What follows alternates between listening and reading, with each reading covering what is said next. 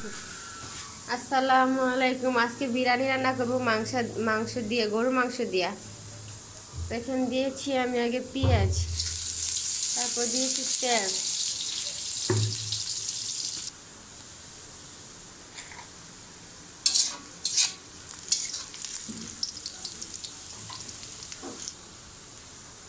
এখানে দিয়ে দিচ্ছি পেঁয়াজ বাটা, আদা রসুন একসাথে বাটা, আদা রসুন,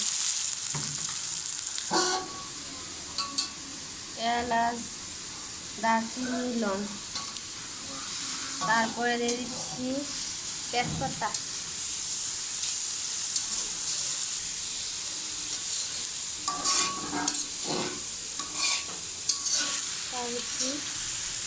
এখানে দিয়ে দিচ্ছি আমটা ছেড়া শুকনা মরিচ গুঁড়া,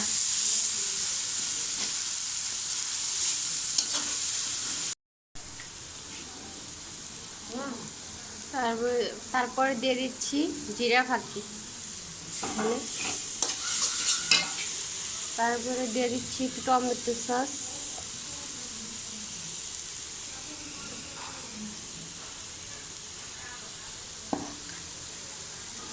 তারপরে দিয়ে দিচ্ছি আমি গরুর মাংস,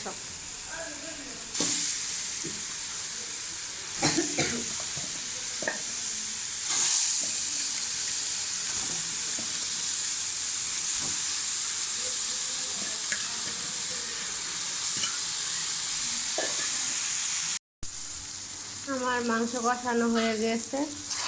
তো আপনাদের বসাইয়া নাড়াচাড়া দেখাতে পারি নাই, এখন কষানো হয়ে গেছে। এখন দিয়ে দিব চাল, এখানে দিয়ে দিচ্ছি চাল, তারপরে একসাথে মিশিয়ে নিব আমি। অনেকে বাদাম বাটা দেয়, বাদাম বাটা দিলে মজা লাগে, আমিও দিই। বাদাম বাটা, গুঁড়া দুধ একসাথে মিক্স করে দিলে মজা লাগে।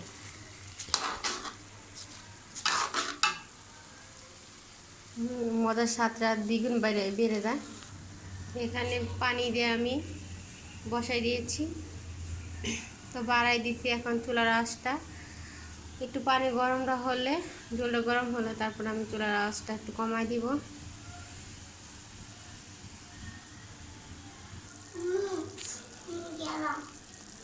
এক চামচ 1 কিলো সয়া সস দিয়ে দিলাম গ্রানের লেগে।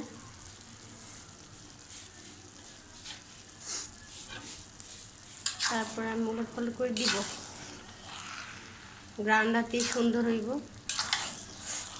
অনেকে দোকানের খায়, দোকানের আনে গ্রানের লেগে, মানে যে দোকানের মশলা আনে। আমি হাতের মশলা দিয়ে বিরিয়ানি পাক করতেছি।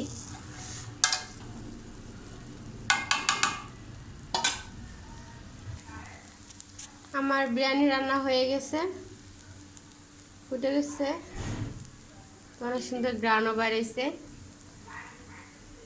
অবশ্যই মজা হইব, খায়া টেস্ট করে দেখাবো আপনাদের। তো আমাদের লাইটটা লাল লাইট, তো সুন্দর দেখা যায় না।